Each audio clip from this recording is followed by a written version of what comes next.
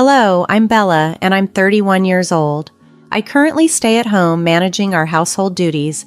My husband, Jerry, who is 4 years my senior, and I have been living with his parents, Henry and Marilyn, for the past 3 years. Both in their 60s, Henry and Marilyn are vigorous and healthy. Marilyn, Jerry's mother, is particularly sociable and enjoys an active social life. Since moving in, I've noticed that Marilyn rarely participates in household chores, despite not having a job outside the home. Previously, she was a stay-at-home mom, but now she largely leaves the domestic responsibilities to me. Occasionally, Marilyn encourages me to take some time for myself, yet she criticizes me if everything isn't perfect upon her return. I've tried to discuss this with her, explaining that I might not be able to complete all tasks before she leaves, but she dismisses my concerns. She often remarks that handling numerous chores is normal and criticizes my generation for not managing as well as hers did. Moreover, Marilyn frequently praises Jerry, especially proud of his job at a prominent company, and often points out that while Jerry works hard, she feels I do not measure up. This comparison has become her go-to comment. Jerry's reaction doesn't help.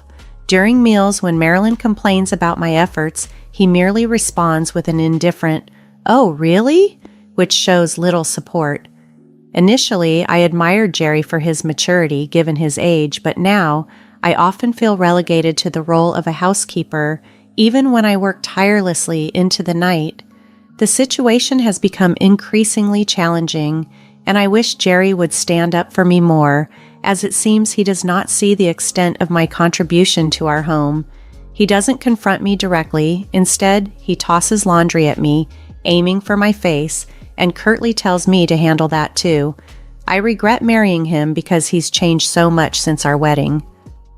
On our first anniversary, he brought home a cake, but then playfully smashed a pie in my face and laughed about it. It's hard to believe he's an adult. However, there is one silver lining in my life: my father-in-law, Henry. He's incredibly serene and always checks to see if I need help with anything. He's the sole source of kindness I experience in this household. Since leaving my job to get married, Henry has become someone I can confide in. My affection for him has grown, and I've come to see him almost as a real father. However, Henry works during the day, which means I often spend a lot of time alone with Marilyn. While I can speak freely with Henry, Marilyn's demeanor towards me sours. She even began accusing me of flirting with my father-in-law simply because Jerry neglects me. She would hurl these accusations when Henry was out of earshot.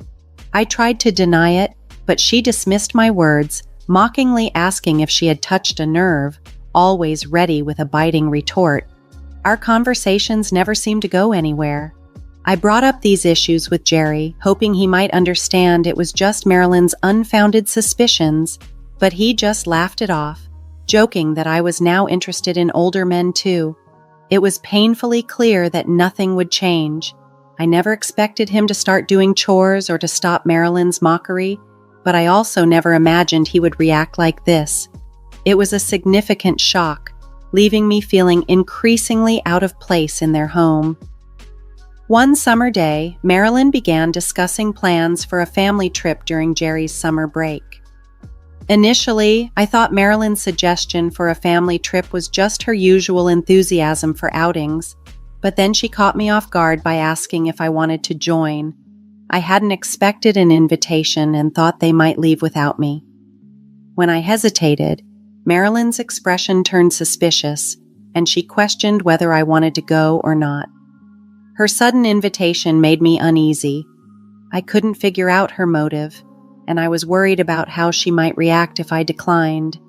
That evening, Jerry brought up the trip again, seeming curious about whether I planned to attend.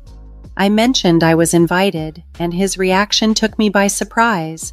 He burst out laughing. Confused and feeling more uncomfortable, I asked him why he found it funny, but he dismissed my question, claiming it was nothing. On the day of the trip, it was Jerry, Marilyn, and me in the car, with Jerry driving and Marilyn next to him while I sat in the back. Henry was unable to join us initially due to work commitments. As we drove, not being able to see their faces added to my anxiety. Midway, Marilyn inquired if I had withdrawn money for the trip, to which I confirmed I had taken out a few $100s. Her pleased reaction seemed peculiar to me. As we continued driving, I noticed we had bypassed the inn where we were supposed to stay. "Did we just pass the inn?" I asked. Jerry responded vaguely, mentioning there was a tourist spot ahead and that we'd check in after visiting it. His smile didn't reach his eyes, and I felt a sense of foreboding. The further we drove, the scenery became lusher and more isolated. I quietly sighed, ensuring neither Marilyn nor Jerry heard my concern. Eventually, we arrived at a small, secluded dam with hardly any people around. Marilyn suggested we get out and stretch our legs, while Jerry added a reminder to not leave anything valuable in the car. I followed their instructions, stepping out into the unfamiliar surroundings, still trying to make sense of the day's unexpected developments. As I stepped out of the car and shut the door, I noticed Marilyn and Jerry hesitating, pretending to fiddle with something inside the car. Then I heard the click of the locks engaging, the windows were left only slightly open, and suddenly Jerry burst out laughing. Puzzled, I asked, "What's going on? Are we staying here for the night?" I felt a surge of anger toward Marilyn, but I managed to keep my composure. "What do you mean?" I asked, striving to maintain my cool. "You walked right into that one, didn't you?" Jerry replied, laughing so hard he had to clutch his stomach. My wallet and cell phone were still in the car. Everything had unfolded just as Marilyn and Jerry had planned. "Have fun out here, Bella," Marilyn sneered mockingly. "Maybe you can eat some grass and sleep under the stars." Jerry, still holding my wallet, riffled through it, then rolled up the window. Their laughter faded as they drove off, leaving me stranded.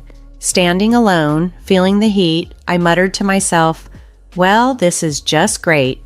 Despite the sweltering heat and the risk of dehydration, I surprisingly didn't panic. About an hour later, I found myself in the lobby of the inn where we were originally supposed to stay. "Why are you here?" Jerry exclaimed, shocked to see me as he entered the lobby.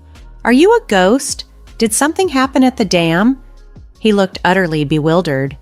Marilyn, who looked like she was on the verge of fainting, eyed me nervously.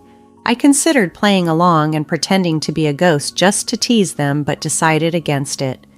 "I'm not a ghost and I'm staying here tonight," I told them, showing them the key to my room where I had already dropped off my luggage. Jerry couldn't make sense of the situation and started to get agitated. He thought I had taken the key to their room without permission.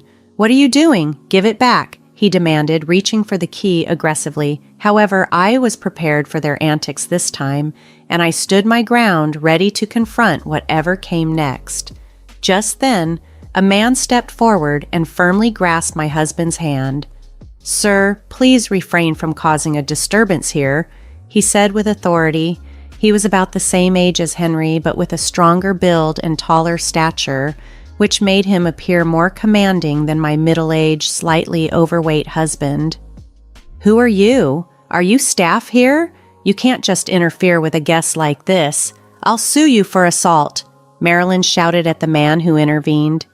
"I apologize for not introducing myself earlier. I am the owner of this inn," the man replied calmly. Upon hearing this, my husband quickly released my hand. I recognized the owner. Back in my college days, I had visited this area with friends during a summer break. It was an extremely hot day, and we got lost on our way to our accommodation. During our ordeal, we stumbled upon a girl who collapsed on the side of the road, Kelly, the owner's daughter. We immediately called for an ambulance and stayed with her until help arrived. The next day, the owner visited us at the inn where we were staying and thanked us profusely. "You saved my daughter's life, thank you so much," he had said. He also extended an invitation. "Next time you're in the area, please stay with us. You won't have to pay." Since then, my family and I have visited the inn several times, so I knew the owner quite well. As he addressed my husband and Marilyn, he remained polite, yet I could sense the undercurrent of anger in his demeanor. In fact, both the owner and I were aware of Marilyn and my husband's scheme from the beginning. 3 weeks ago, Feeling suspicious about their sudden invitation for a trip, I decided to set up a voice recorder in the living room. I strategically placed it to capture conversations when my husband and Marilyn thought they were alone, like when I was taking a bath or doing laundry. When I stumbled upon their plan, it was utterly shocking. I heard my husband and Marilyn plotting over a recorded conversation. "Let's ditch Bella somewhere. It would be hilarious. How about near that gym, an hour's drive from the inn?" Realizing the gravity of their scheme, I immediately contacted the owner of the inn to inform him about what was unfolding. The owner was livid upon hearing this. Having once experienced his daughter collapsing in the heat, he felt a personal connection to my predicament and was even more perturbed by their callousness. With the situation clear to him, he meticulously arranged my pickup for today, just after my husband and Marilyn's car departed. Interestingly, the driver of the inn shuttle turned out to be Kelly, the very girl we had helped years ago. "I got my license, let's go for a drive," she exclaimed with excitement. Despite my initial surprise, I agreed, and we chatted happily, even stopping to buy some local specialty ice cream on the way back to the inn. Even though I knew about the plan and that a pickup was coming, I was still worried. But Kelly, knowing the area exceptionally well, expertly navigated, and we arrived at the inn significantly before my husband and Marilyn. "You mentioned suing earlier, ma'am," the inn owner said, addressing Marilyn with a stern look. "Yes, I did. It's outrageous to be accused of the opposite," Marilyn snapped back defiantly. "I'm sorry, but you're not our guests," the owner responded firmly. "What? Don't mess with us." My husband and Marilyn both lost their tempers simultaneously. "Your reservations have been canceled," the owner stated plainly. "And who do you think you are?" My husband blustered, on the verge of another outburst, but the owner held him back. "Bella did nothing wrong. We at the inn canceled your reservations," the owner explained calmly. "What do you mean?" my husband demanded. "If you leave a woman alone at a dam in the mountains after stealing her wallet, wouldn't you be committing a crime?" The owner posed rhetorically, emphasizing the gravity of their actions. "We cannot permit such behavior at our inn," the owner declared, and he revealed that he had already called the police. My husband and Marilyn became even more incensed at this revelation. "This is no joke. You can't treat us this way. I work for a respected company," my husband protested, as if his job should afford him special treatment at this quaint mountain inn. Just then, Henry arrived, immediately sensing the tension. "Hey, what's going on here?" he asked, surveying the scene. Marilyn and my husband quickly tried to spin the story, accusing the inn staff of rudeness and claiming they wanted to stay elsewhere. However, when Henry was briefed on the actual events, he became enraged, a side of him I'd never seen before. "You idiots!" he yelled, clearly embarrassed. "I can't believe we're from the same family. You two get out of here now!" My husband and mother-in-law were stunned by Henry's outburst. "Where to? Another inn?" they asked, bewildered. But Henry was resolute. "You're disowned. Get out." "No, don't make me say it again," he commanded, pushing my husband away. As the police arrived, my husband and Marilyn's complexions turned ashen. The owner and I explained the entire scenario to the officer, and I played back the recorded conversation. My husband and Marilyn began to cry, but Henry interjected sharply. "Quiet down, you're disturbing the inn. Officer, please take them away." "It's not like that, officer. We didn't think it would be such a big deal. It was just a prank," my husband tried to explain. But the officer's expression hardened. "A prank? Are you serious? Don't you realize that your little joke could have put someone's life at risk, especially your own wife's?" They were scolded harshly, though they weren't arrested due to the familial nature of the matter. Marilyn and my husband looked pale throughout the ordeal. "This isn't over. Bella's feelings will determine your future. Understand?" With those final words, they left, still visibly shaken. Henry, who seemed apologetic for not intervening sooner, stayed behind to ensure everything was settled. Henry repeatedly expressed his remorse.